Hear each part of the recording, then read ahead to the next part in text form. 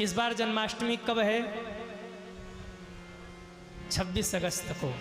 कई लोगों में भ्रम है कि 26 अगस्त को जन्माष्टमी है कि 27 को। देखिए, भगवान श्री कृष्ण का जन्म भाद्र कृष्ण पक्ष की बुध युक्त अष्टमी तिथि को हुआ था और रोहिणी नक्षत्र में हुआ था। तो इस बार बुधवार तो नहीं है, सोमवार है, लेकिन दो संयोग मिल रहा है 26 तारीख को। पहला संयोग ये मिल रहा है कि अष्टमी तिथि है और दूसरा संयोग ये है कि जिस समय रात्रि के 12 बजे भगवान का जन्म हुआ था उस समय रोहिणी नक्षत्र भी है। तो ये दोनों ही शुभ मुहूर्त मिल रहे हैं, इसलिए जन्माष्टमी 26 तारीख को ही मान्य है। जिनको भी जन्माष्टमी का व्रत करना है आप 26 अगस्त को जन्माष्टमी का व्रत करें। लोग कहते हैं महाराज जन्माष्टमी का व्रत कैसे रहें? जन्माष्टमी को सुबह जरा जल्दी उठिए। परसों ही है ना, परसों जन्माष्टमी है, इसलिए मैं आज ही से बता दे रहा हूँ। जिनको जन्माष्टमी का व्रत रहना है वो सुबह जल्दी उठिए, स्नान करिए, सूर्य भगवान को अर्घ्य दीजिए और फिर भगवान के मंदिर में जाइए। अपने हाथों से मंदिर की साफ सफाई करिए, ठाकुर जी को उठाइए, उनको विधिवत पंचामृत से स्नान कराइए। और ठाकुर जी को पीले वस्त्र बड़े पसंद हैं, इसलिए अगर हो सके तो मेरे ठाकुर जी को पीले वस्त्रों से उनका श्रृंगार करिए। श्रृंगार करके उनको आसन पर पधराइए, चंदन लगाइए, तिलक लगाइए।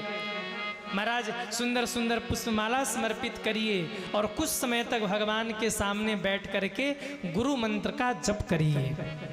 अगर गुरु नहीं बनाया तो एक बड़ा प्यारा मंत्र है, कृष्णाय वासुदेवाय हरये परमात्मने प्रणतः क्लेशनाशाय गोविंदाय नमो नमः।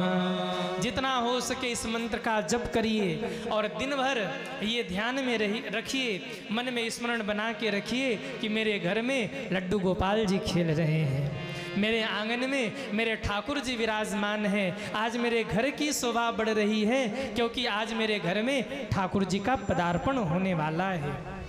रात के जब 11 बज जाएं, 11 बजे भगवान के सामने घर में ही आसन जमा के बैठ जाइए और खूब भजन करिए।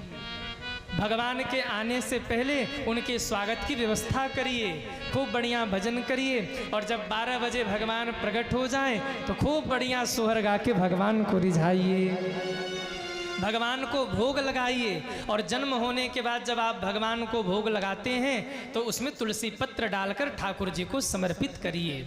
धनिया की पंजीरी बनाकर आप प्रभु को अर्पित करिए और मंगलमय ढंग से इस व्रत को आप संपन्न करिए।